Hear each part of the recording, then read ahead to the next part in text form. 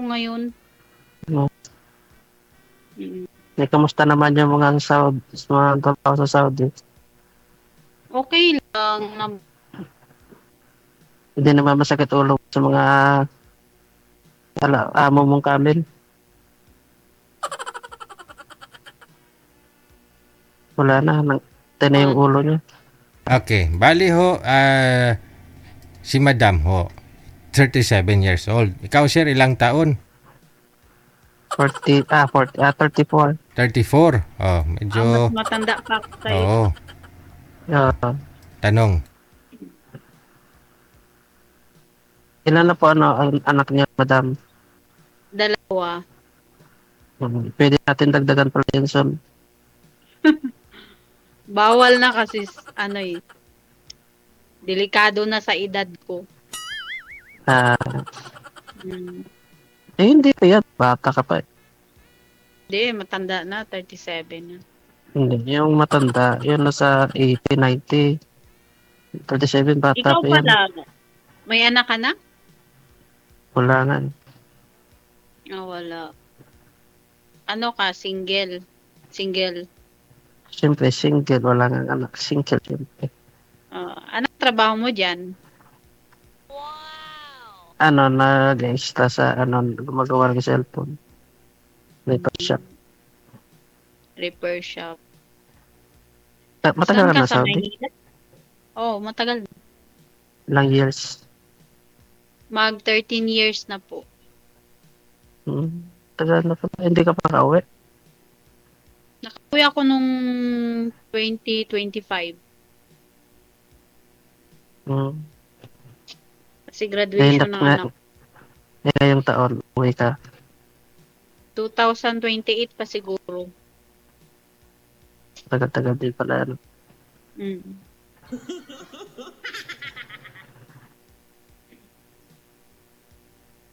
Anong tanong naman kanina? Sabi ko, matagal ka na dyan sa Maynila o taga dyan ka talaga? Hindi ako taga Maynila. Taga Negros ako. Occidental? Oo. Lahing Ilonggo. Dito sa Victorias. Ako pure Ilongga man din ako. Paano? Saan ka ba dati sa ano? Ako sa Cotabato. Bakit Ilonggo ba yung sa Cotabato? Oo. Tapos lumipat kami sa Jensan, kaya naging Bisaya na ako. Nakaintindi naman ako ng Bisaya. Konti lang. Ngayon, nalumipat ka dyan sa Saudi, baka Arabo ka na, ma'am? Hindi Arabic. Arabo, sir. Araba. Kasi sabi mo, Arabic na yung salita dito. Kasi sabi mo, Ilonggo ka, tapos lumipat ka doon sa naging Bisaya ka na. Lumipat ka dyan, baka pumunta ka ng China, Chinese ka na naman. Dito Arabic na. Arabic, hindi sila nag-i-English eh. Arabic. Hindi magaling ka na mag-Arabic? Suya. Magaling na mag-Arabic. Suya. Yalla.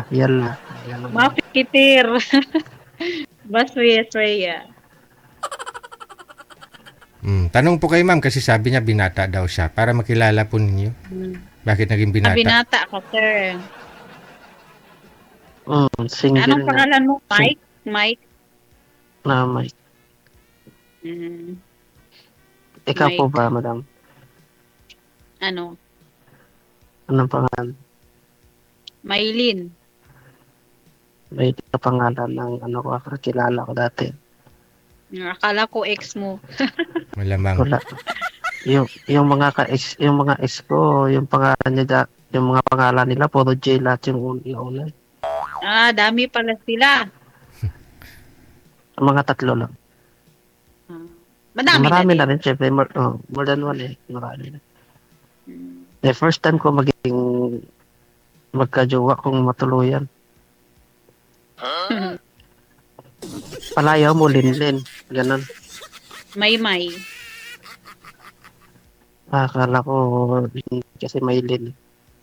Hindi. May palayaw ko. Mas bagay sa'yo, Linlin.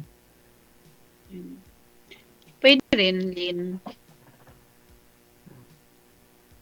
Ilan po anak niya ulit? Dalawa. Dalawa. Ilang taon na? Yung isa, 14 years old. Yung bunso, 8 months. Ay, bago pala yung bunso mo pala. Eh, 8 months pa lang yung bunso mo. Eh, matagal ka na nakauwi dyan. Hindi, 2026. bumalik Ah, ako nung 2020. nung February 2. Oo nga pala, 2025 nakauwi ka. Bumalik ako dito nung February 2. Ibig Tapos sabihin, yung anak ko, nagka-jowa ka dati noong 2025. Yun yung napuntis mo oh, sa bunso mo. Eh, ano nangyari doon? Saan naging karelasyon mo? wala. Hindi Anong wala? nag-click.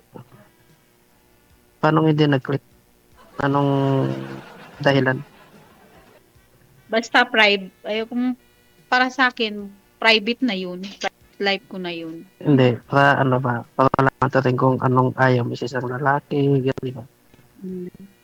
Gusto ko na lang man yung simple lang, yung ganun. Walang tinatago. Ganun lang. Number 1 talaga yung tanggap yung mga anak ko. No, simple, number one yan. Pero ano pang yung iba? Yung simple lang siya. Yung May maraming klaseng simple. mapagmahal sa pamilya, ganun. Basta number 1 talaga, yung tanggap talaga yung anak. Yung Pasko. Di bale na hindi ikaw tanggap, basta yung anak mo tanggapin lang ano. Yan yung number 1 na nung requirements Oo. sa gusto ko sa lalaki. Eh ano naman ayaw mo sa lalaki? Hambog. Yung tulog. Yung Tikalon. pakainin lang ng pakainin, no? Oo. Siyempre, kailangan niya magbanat ng buto kasi siya yung lalaki, hindi yung ako pa yung buhay sa kanya. Bakit? Mahirap Naranasan yun. mo yan na dati sa asawa mo? Yung nagbabalat ng buto? Kasi hindi naman kami nagtagal, hindi din kami nagsama. Hmm. Yun lahat ng lalaki. Nagbabalat talaga ng buto pag mayroong pamilya na. Kasi yung panganay ko, ako talaga yung bumuhay niyan. Since sa akin talaga. Since bata pa. Ako talaga. Kaya nag-decide ako mag-abroad. Kasi nga, kumbaga, heartbroken, kailangan kong lumayo. Ganun ba yun? Pag okay, kailangan mo lumayo. Eh ako, heartbroken ako. Bakit di ako lumayo? Sa Pinas, dito pa rin ako. Depende naman kasi yan. Iba kasi ako mas pag heartbroken ako, ginugugol ko yung oras ko sa trabaho. Ano sa tao naman na. Bakit ka broken heart ka rin, sir? Dati, syempre, yung kalibin ko ba? Oo. Ano nangyari? Ngayon, yung nag-away lang sila ng asawa niya. Eh, syempre, tama sa akin.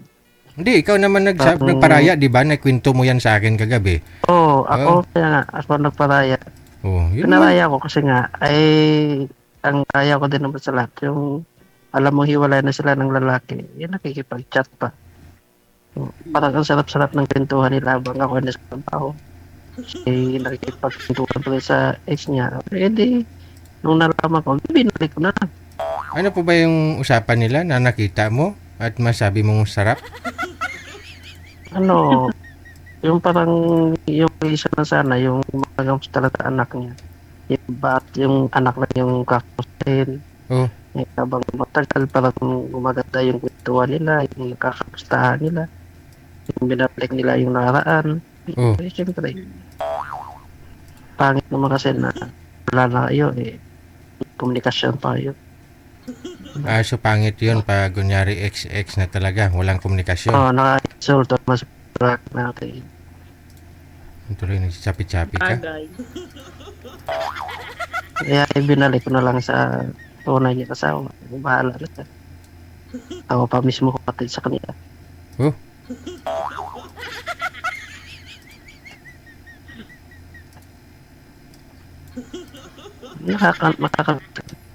na marami din kami pinagdaan. Pero banda ko wala lang din pala. Ilang taon din kayo, sir? 1 year. 1 year. Matagal-tagal na Oh. din. Pero sa 1 year na yan, may nung December, sabi doon sa kapatid niya dito, so, pero di ko alam. Hindi pala sa lalaki niya umuwi sa ex niya. Pero pagka January, bumalik pa rin sa akin. Tinanggap ko pa rin. Kahit alam ko yung mga anong nangyari din sa kanila nung umuwi sa Iloilo. Iloilo siya, taga Iloilo. So, doon ko Ilonggo nakilala. din. Ilonggo. Ikaw ba okay lang ba yung malayo yung lugar sa iyo? Ang alin. Yung katulad niyan, dito ako sa Negros, tapos ikaw, may Manila ka. Depende ko magkasundo. Kaya nga, wala naman sa layo yan. Ang importante mahalaga. Oo. Importante ay mahalaga. Kaya, ibig sabihin nakaintindi ka ng Ilonggo. Oo. Teka kaya, hindi. Hindi. Ilongga lang talaga. Tsaka Bisaya. Tagalog, konti. Paano magiging konti? If alam mo naman yung Tagalog. Tatagalog na ka tayo. Kasi medyo nagstay ako sa sa Manila 7 months yung pag-apply ko dito. Kasi nga na illegal recruiter kami doon. Bago ako nakapunta ng Saudi, madami pa kaming pinagdaanan kumbaga. Siyempre, ilang buwan na kayo nagstay sa Manila bago kayo mapunta sa 7 months.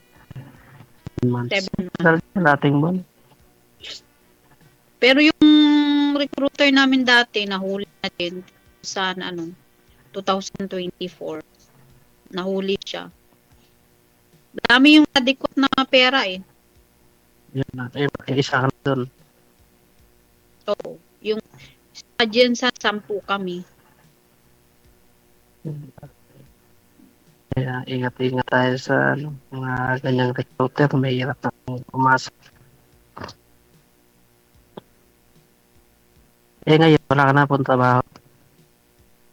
Meron magplansya.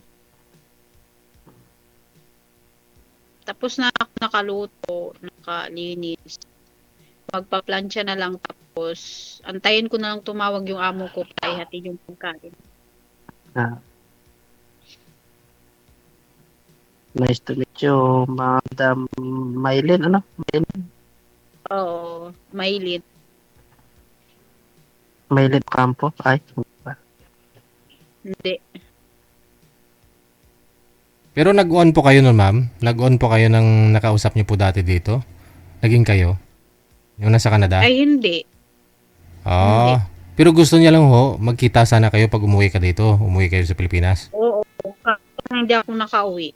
Ah, okay. Tapos bigla na lang siya nawala. Taga Sibuya ni. Mhm. Yung video namin umabot ng ilang yung views na yun.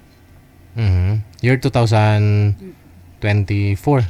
Hindi ko lang parang 2018 o 19 parang Oh, tagal na. ay hindi 2024 pala. Parang,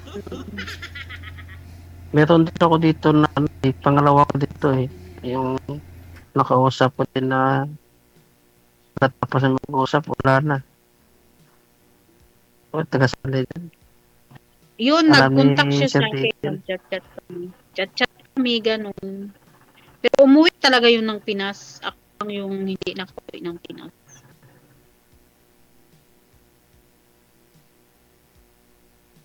Ano yun siya divorce yun siya, sabi niya, divorce. Boston.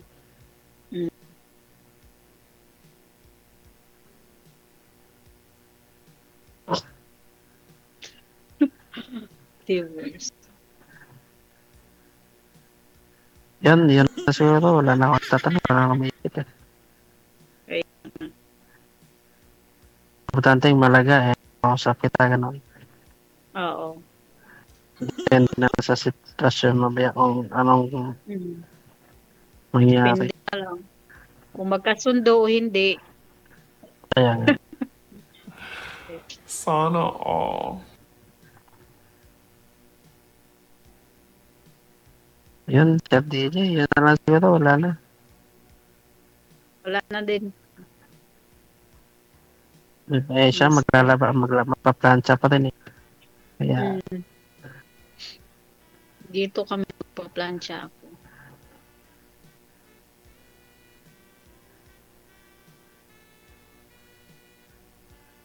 Busy yata si DJ Jel. Ay, dito lang ho ako, ma'am. Nagmamasid, nakabantay. Oh, gusto ko kasi Miss Sweet ba? Seryoso kayong dalawa eh. Seryoso siyempre, hindi siya. naman pwede na, may kailangan talaga seryoso, hindi naman kayo bata para Mm. laro pa kung ano-ano. Kaya natin pag itong, ano eh, seryoso, yung Wanted. tao makakausap Wanted natin. dito kayo. May kasing, ano lang, trippings lang. Iba, para lang mapansin dito, kaya sumasali. Hindi, yung iba seryoso talaga. Maramihan din naman seryoso, pero yung Ngayon ako sir, wala po pero- kayong nililigawan kasi sabi mo nagre-repair ka ng cellphone. Wala po bang ano dyan? Wala po bang mga dalaga na nagustuhan? wala po. Meron, dahil matagal na ako nag-asawa, may anak na. Mm. Nahinto din kasi yung panliligaw sa babae nung last year. Dahil din sa parang nakakatama din na puro paasa na. Puro paasa. Paano mo Meron kasi nasabing ako puro paasa? Meron kasi ako naging karelasyon sa taga Bicol din dati. Yung nasa Iloilo ako nagtatrabaho. 2 months kami LDR. So, nung 3 months, pagdating ng November, pinapunta ko sa nung Iloilo. Siyempre, ako, gusto ko magkita rin kami. Kaya binita ko yung motor ko, pamasahe niya papunta dito.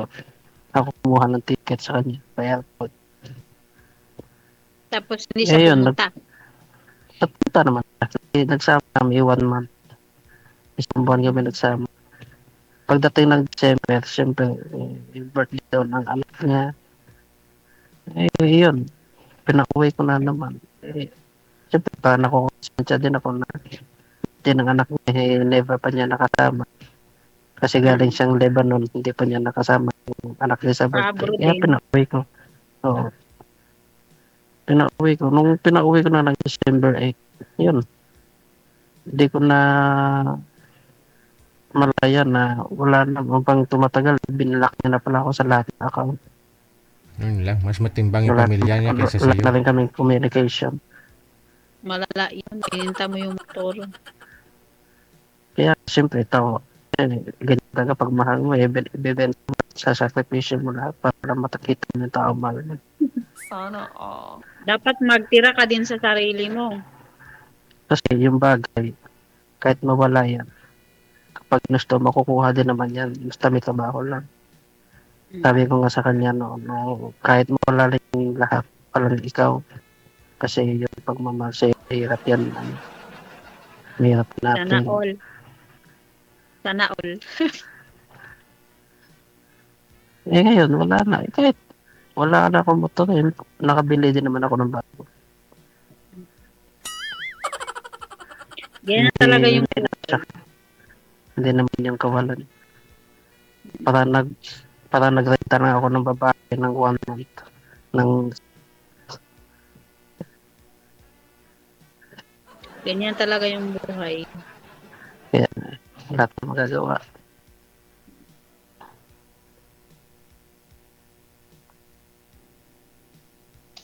Pwede ko din alam kung may kasi nung siyempre buntis, hindi ko alam kung Baka sa'yo yun. talaga o hindi. Hindi din ko nalaman. Walang DNA test. Sige. Connected na po kayo ha kasi chapi-chapi si sir. Kanina pa parang hindi magets, no? Hindi buo yung mga words. Tuloy-tuloy lang ang usapan ninyo. Maraming salamat. Good luck. Hindi ko maintindihan ang orimos ni sir. Kay madam, okay naman, no? Okay naman busis si madam.